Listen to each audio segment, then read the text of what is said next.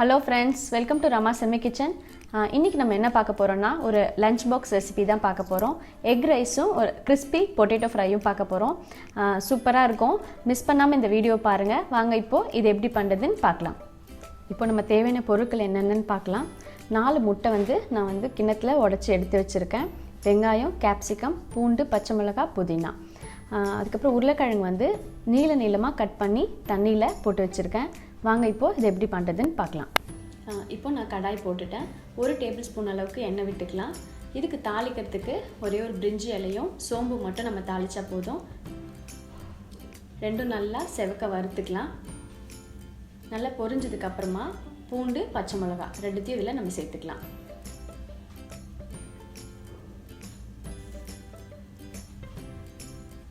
நல்லா வாசனை வர வரைக்கும் வதக்கிட்டு வெங்காயம் சேர்த்துக்கலாம். அது கூட கேப்சிகமும் சேர்த்துக்கலாம்.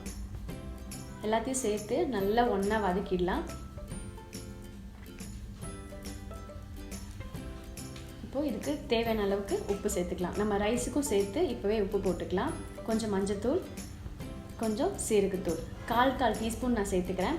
சீரகத்தூள் சேர்க்கும் போது நல்ல ஃப்ளேவராக இருக்கும், உங்களுக்கு வாசனை நல்லாயிருக்கும். இப்போ எல்லாம் சேர்த்து ஒன்றா மிக்ஸ் பண்ணியாச்சு. காரத்துக்கு 1 டீஸ்பூன் அளவுக்கு மிளகாய் தூள் சேர்த்துக்கிறேன். எல்லாத்தையும் நல்லா ஒன்றா சேர்த்து நல்லா வதக்கிடுங்க.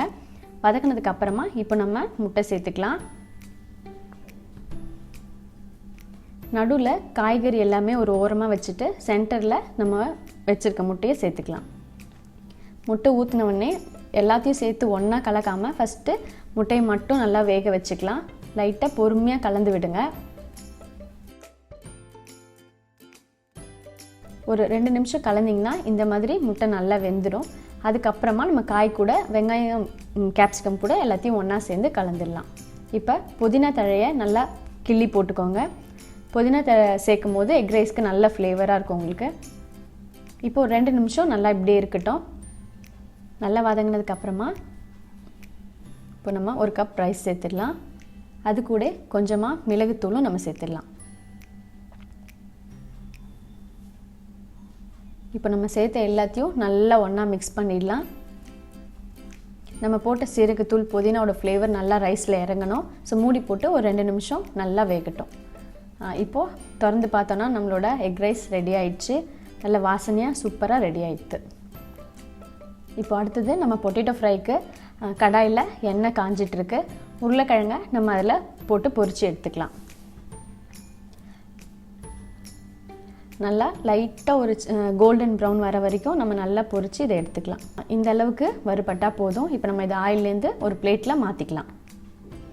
நம்ம எடுத்து வச்ச எல்லா உருளைக்கிழங்கும் இந்த மாதிரியே பொரித்து எடுத்துக்கோங்க. இப்போ கடாயில் 1 டேபிள் ஸ்பூன் எண்ணெய் விட்டுருக்கேன். கொஞ்சம் கடுகு வெடித்த உடனே உளுத்தம்பருப்பு சேர்த்துக்கலாம்.